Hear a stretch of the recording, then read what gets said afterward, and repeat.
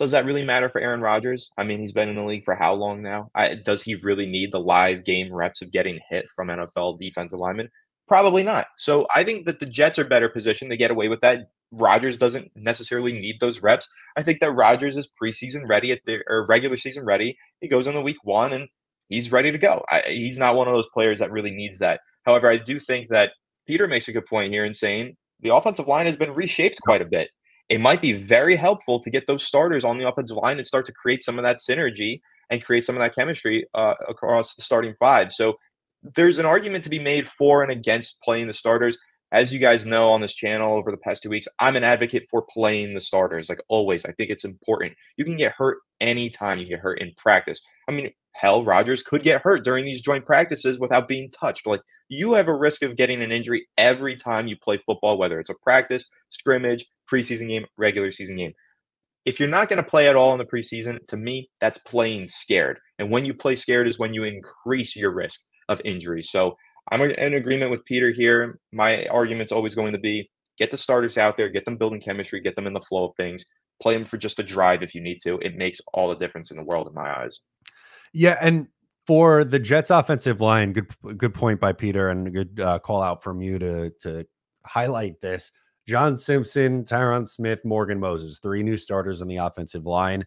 They haven't played in a game yet together. Obviously, they've practiced together. They've done joint practices together. So I think that would be like there's a benefit in playing them, but like Tyron Smith and Morgan Moses and Aaron Rodgers, like those three. John Simpson could probably use reps, but you kind of know what those guys are. And I think you're kind of hoping that, the chemistry is just going to be there because they've done this for so long and they play at a high level. It's not like you're trying to get, like last year, the Jets didn't get Dwayne Brown back onto the field until very, very late in August. And that unfortunately just was not a very talented offensive line after all, with Dwayne Brown and Mekhi Becton as your tackles.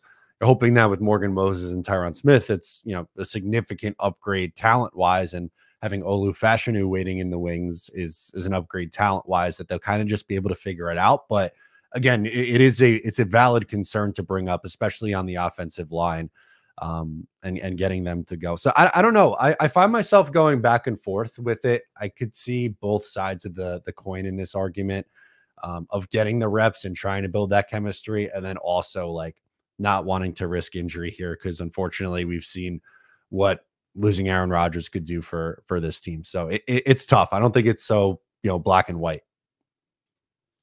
No, it's not. It's a nuanced conversation. Like you do have to do the cost benefit analysis. What are the risks? What is the reward? You have to go through all that. But even talking about the offensive line needing some of that chemistry and needing to gel, even the defensive line, I think for the Jets on the other side of the ball with Hassan Reddick out, I think all those guys who might be playing in place of Hassan Reddick, they need those reps. They need as many of them as possible because they're probably not going to get them during the regular season. I assume somehow, some way, the problem will get solved. Hassan Reddick will play for the Jets at some point this year. If that's true, those guys who are going to lose out on playing time because Reddick's back in the lineup probably need these reps right now so that they can continue to develop, and so that if anything happens where Reddick is off the field once again during the season, they are ready to go. They've been developed and they're sharp. So I think it's just all about building chemistry and just getting used to making mistakes. That's really what the preseason is. Get those mistakes out. And I'll even make that argument for Daniel Jones with that interception. I'm glad that he was on the field to throw that pick, because hopefully he doesn't throw interceptions like that during the regular season now as a result of throwing it in a week 2 preseason game, which again is why he should have played in that first preseason game. But I'll digress off that. Before the Jets, I think that there is a lot to be gained from having some of these starters go out there, especially the young starters like Olu, whether he's starting week 1 or not, probably not. But still, these young players that they have, Malachi Corley, for example, how much is he really going to play in the regular season? We're not sure, but let him go out there in the preseason, get those live game reps. I mean, that's a player that we talked about early on in the training camp. He's not really going to gain a whole ton out of playing padless practices anyway. That's a tackle breaker. That's a machine with the ball in his hands. So is Braylon Allen.